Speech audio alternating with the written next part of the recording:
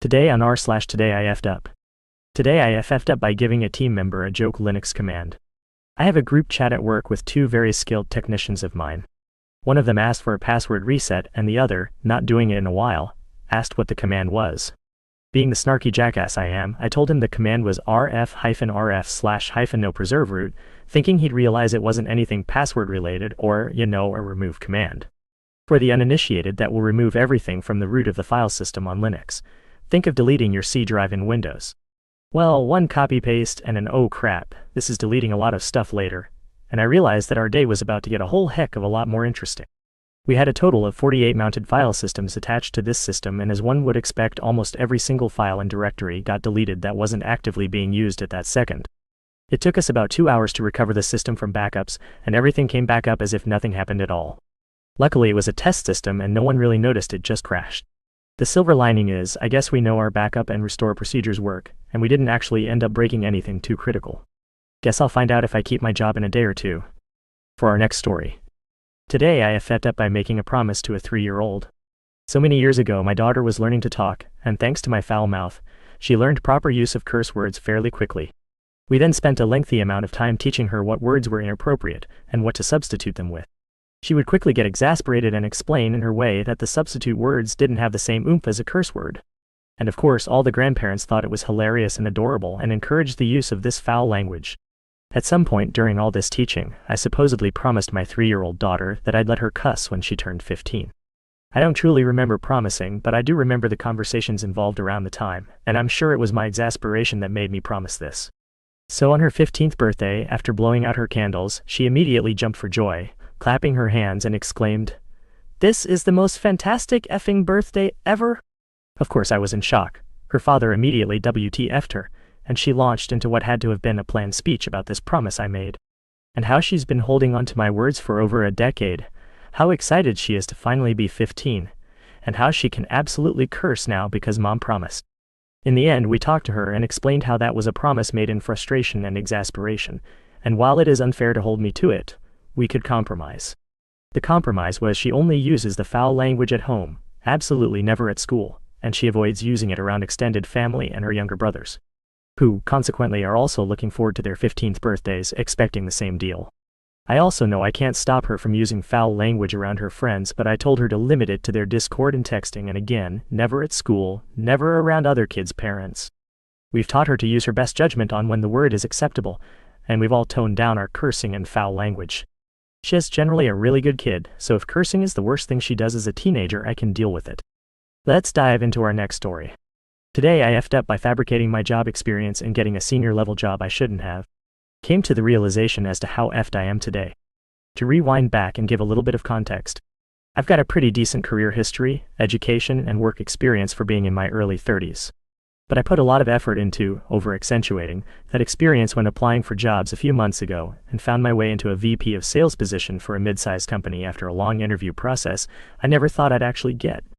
I'm also quite certain they think I'm older than I actually am, but never asked other than the sterling background check.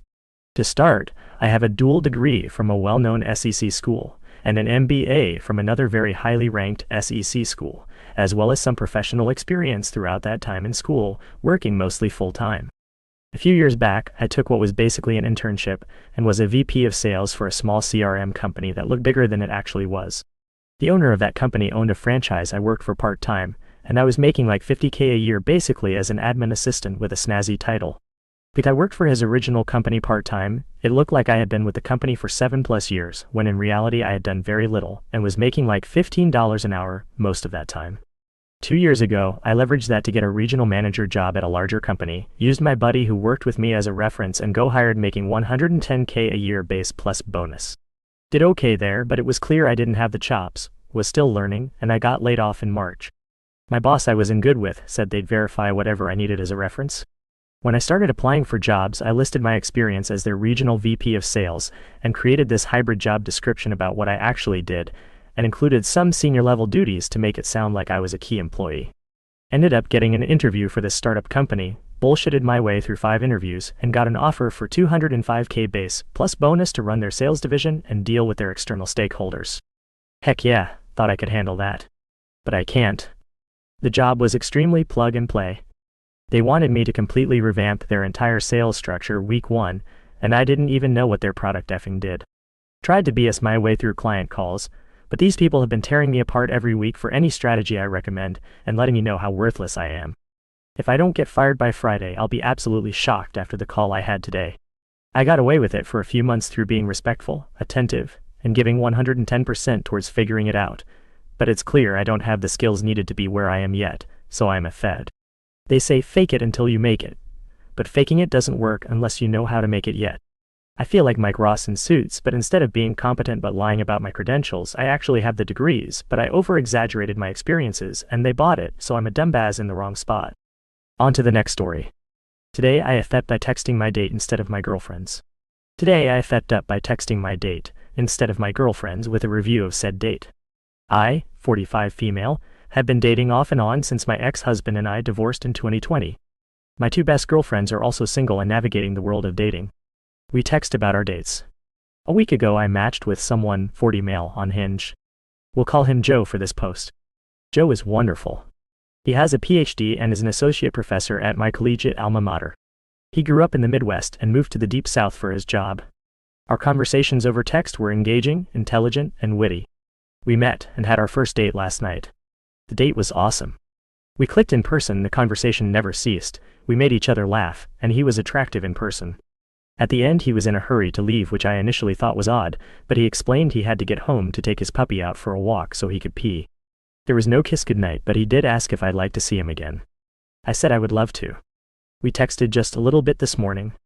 I have a group text with my 2 girlfriends, and I picked up the phone to text them the details of my date with Dr. Joe. I told them where we met, we had drinks, I ate, but he didn't because he does intermittent fasting, had a great time, no kiss goodnight, and that we had both expressed interest in getting together again. I also mentioned that Dr. Joe wanted to take things slowly, which I appreciated, and I said overall the date was a solid 8 out of 10. I hit send.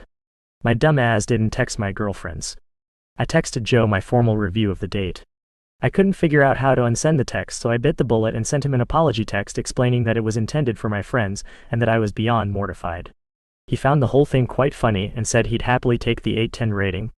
Still, I want to bury my head in the sand and am worried there may not be a second date. Our last story for today. Today I effed by being good at reading my fiancé. As the title says, I, 23 female, and my fiancé, 22 male, have been together almost 2 years now. I know him very well and he is the love of my life. We joke around a lot and we tell stories all the time, but with that I've learned that he is a horrible liar.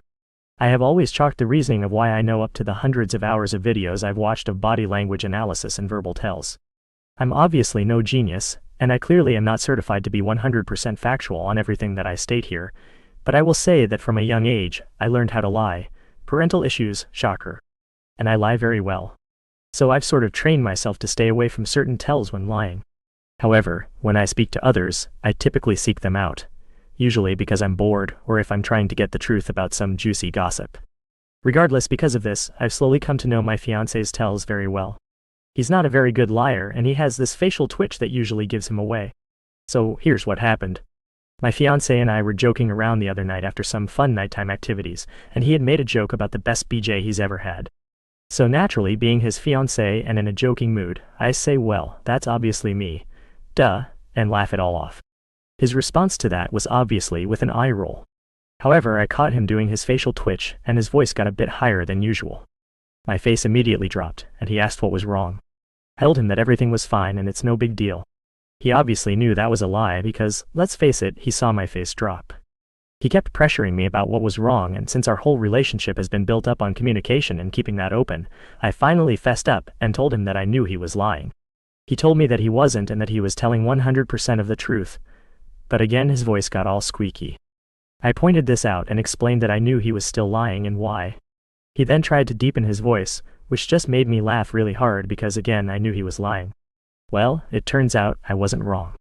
After about half of an hour of me telling him to just drop it and that it was no big deal, he finally told me the truth. Apparently I'm only the second best he's had.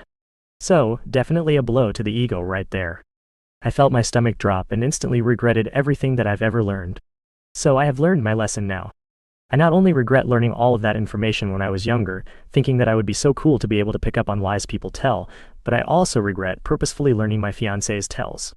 I mean, I guess I won in the end because I'm going to be marrying the man, and not the woman who is in first, but still. Definitely a hit to the ego for sure. And those are all the stories we have for today. See you tomorrow.